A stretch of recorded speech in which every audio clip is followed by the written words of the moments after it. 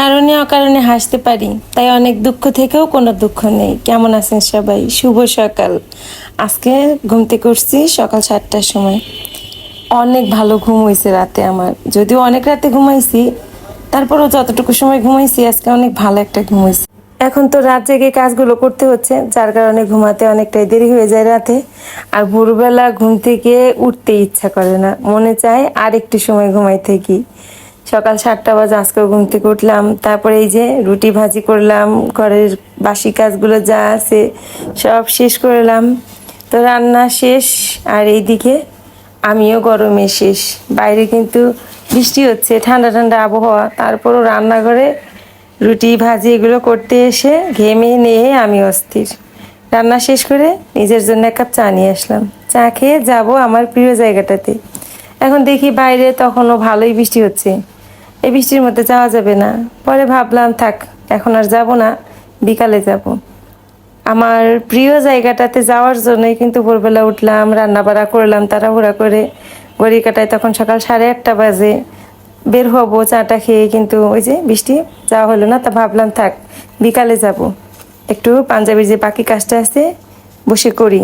তো 2 ঘন্টা বসে কাজটা করলাম, মন চায় সারাক্ষণই বসে বসে এই কাজ করি, এটা একটা নেশার মতো আমার। তো এর মধ্যে আবার বাজার চলে আসছে, দেখি কি কি পাঠাইছে বাজার থেকে আজকে। শাপলা ওদের বাবার অনেক প্রিয়, আমার একদমই ভালো লাগে না, আমি খাই না। তো এই যে মাছ পাঠাইছে, আজকে হচ্ছে ভাবতেছি ইলিশ মাছটাই রান্না করব। তো চলেন, এখন তো অনেক কাজ, মাছগুলো কাটা ধোয়া করতে হবে। এর মধ্যে চলে গেল কারেন্ট।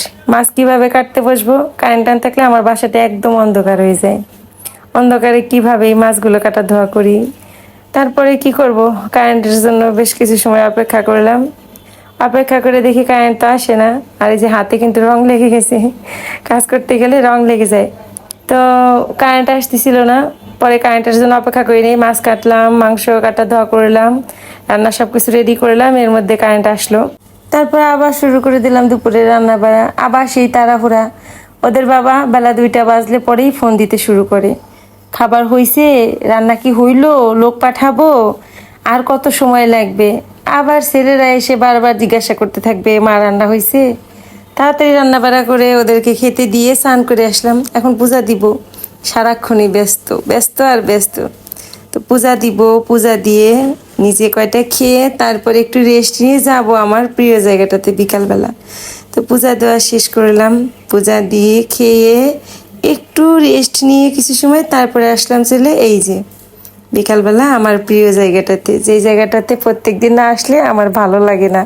আর এটা তো আপনাদের সাথে প্রত্যেক দিনই বলি, আমি কোথায় আসি আর কোন জায়গাটা আমার প্রিয় জায়গাটা। এই জায়গাটাতে আসলে আমার মন শরীর দুইটাই ভালো থাকে। এই জায়গাটা সত্যি আমার অনেক অনেক প্রিয় জায়গা, অনেক শান্তির একটা জায়গা। উঠতে অনেক কষ্ট এই 4 তলার উপরে, কিন্তু ভালোই লাগে এই জায়গাটা আসলে আমার। তো ওইখানে ছিলাম 7:30 পর্যন্ত, বিকাল 5টার সময় আমি ওইখানে গেলাম। তো 7:30 বাজে আমি হচ্ছে জিম থেকে বের হয়ে আসলাম। এখন আবার বাসায় যাব, বাসায় গিয়ে সন্ধ্যা পূজা দিব, সন্ধ্যা পূজা দিয়ে আবার ব্লগ রেডি করতে বসবো। তো এইভাবেই আমার হচ্ছে দিন পার হয়ে যায়। তো আজকের মতো ভিডিওটা এই পর্যন্তই। ভালো থাকবেন সবাই, দেখা হবে আপনাদের সঙ্গে পরবর্তী ব্লগে।